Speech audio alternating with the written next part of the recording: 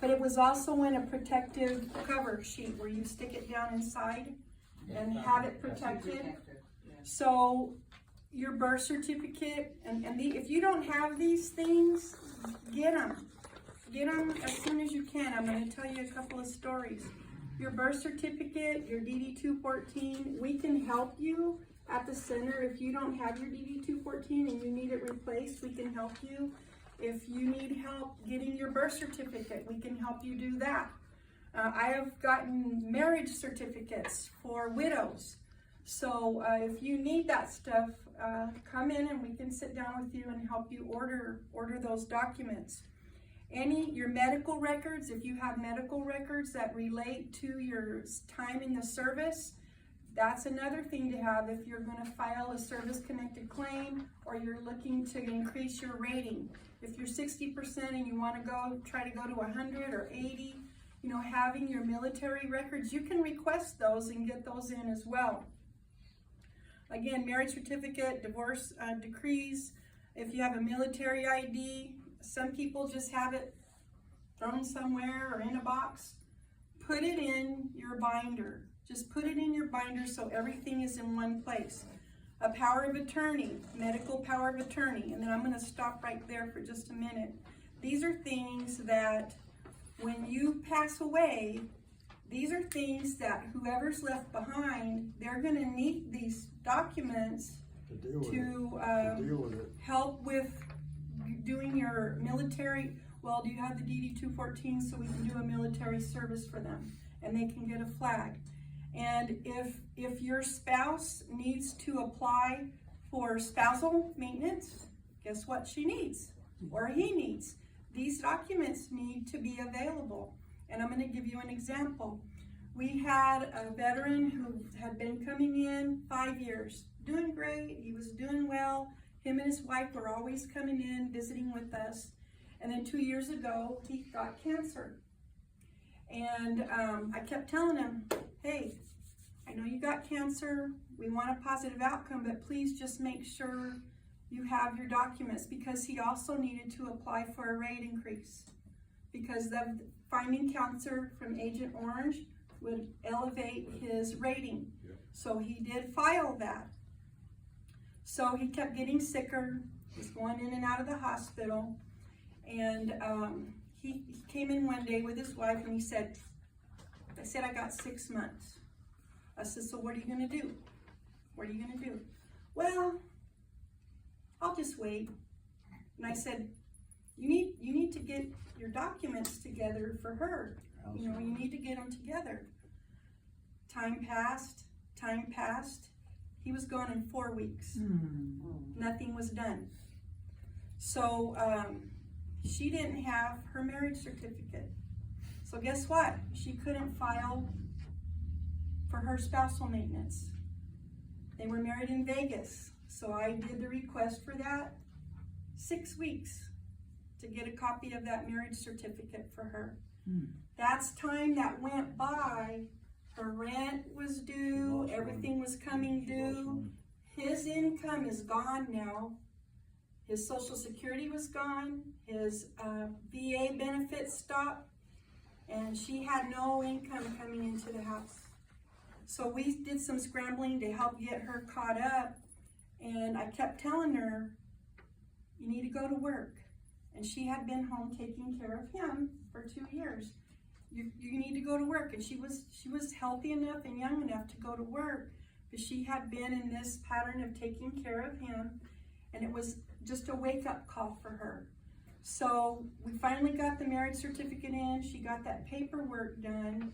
Well, guess what? The VA, they don't process stuff really fast, and it could take 6 to 7 months before those things get processed. Some of you probably already have experienced lag times with filing that paperwork. So she had to go to work, and she did go to work. And it was a relief for me because she came in and she said, Kim, I'm working, I'm getting back on my feet, I'm catching everything up. And, we were both crying because she wasn't expecting that to happen, and putting it to the side just is really hard. So, you know, if you don't have these documents, get them together and just put them in the binder. So the other binder story I'm going to tell you is, it's near and dear to me. My mom and my stepfather, 2 years ago, they both passed 3 months apart. So my stepfather was 93, World War II Navy veteran, and my mother passed a couple of months after him. She had dementia. He had been taking care of her. He was sharp as a tack. He was still working, cleaning yards, driving around, doing everything. Wow. And one night he calls me and he says, "Need to come and take me to the emergency room."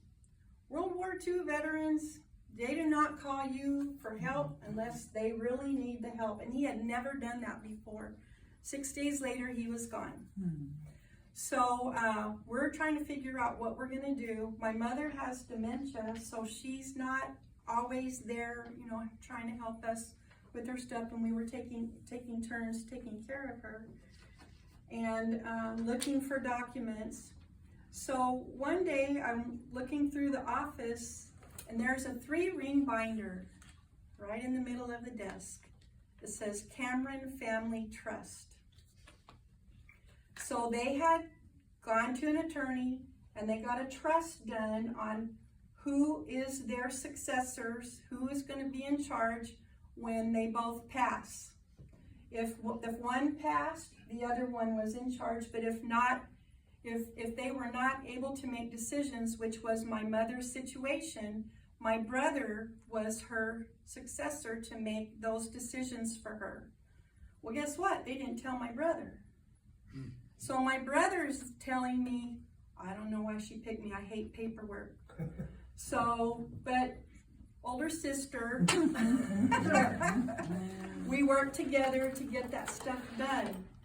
The thing with Sonny is we didn't put our DD-214 and all of our stuff in one place. It was all over. I couldn't find his DD-214, so one day I'm wandering through the house and I go, "Sonny, where did you put your DD-214?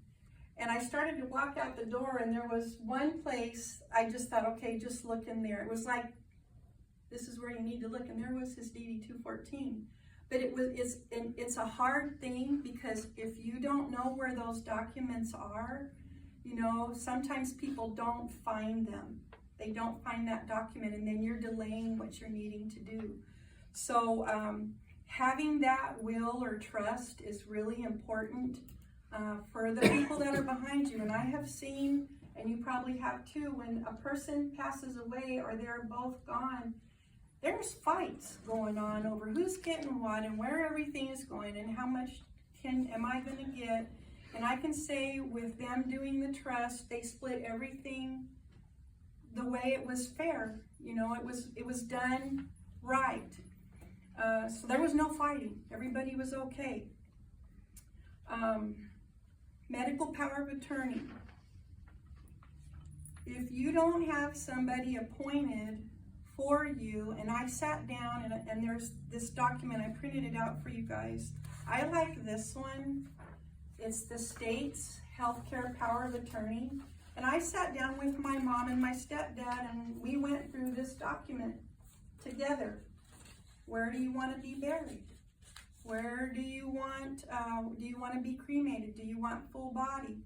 And that's included in this medical power of attorney. And then you don't have to get it notarized, but somebody that's not related to them or benefits from that can be a witness on this document. And it overrode their trust documents because my brother was supposed to be able to do that.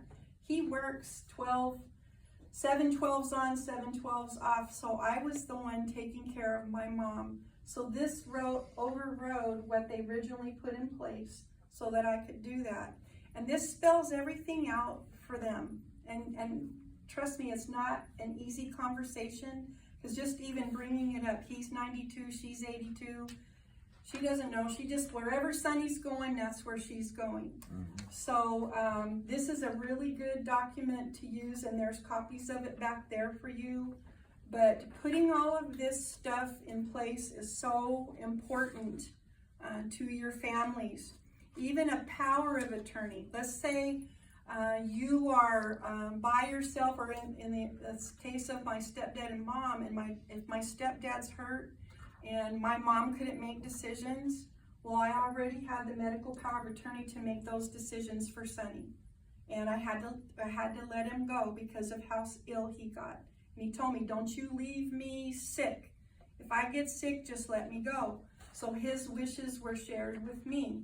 So having that medical power of attorney and also a power of attorney, if you get sick and you can't pay your bills or you can't make those decisions because you're in the hospital, somebody else that you trust to sign for you and monitor your financials, that's who you need to talk to. Don't just put their names in there and sign it. Please talk to the people that you're picking, because if you have, let's say you have medical power of attorney and you say, I don't want to be kept on a machine, but the person that you picked will not take you off the machine, somebody that understands your wishes and they will respect, what you want done. Make sure you have that conversation with them so there's no surprises. And again, I have, I would say put these documents in a different place together. Don't have them spread out all over the house. If you have a filing cabinet or you get a small container, put all of your documents in one place. Deeds, titles, life insurance policies. My mom had 3. Sonny worked for the union. He was a union member. Well, his paperwork was over there and hers was over there. So if everything is put in one place, because when you start looking at life insurance policies and you've got to make calls and those contacts, and then 2 months later you're still going through paperwork and there's another one. I mean, if everything's in one place so they can get everything done at one time. Your bank account information. If somebody has the power of attorney, my brother was able to pay the checks and sign the checks, and knowing what needs to go out, what gets paid. One thing that I can tell you, if you guys have a solar stuff on your house, so when we went to sell the house, I thought they paid it off. Nope. It wasn't paid off yet. It usually isn't. That loan goes with that house. Yep.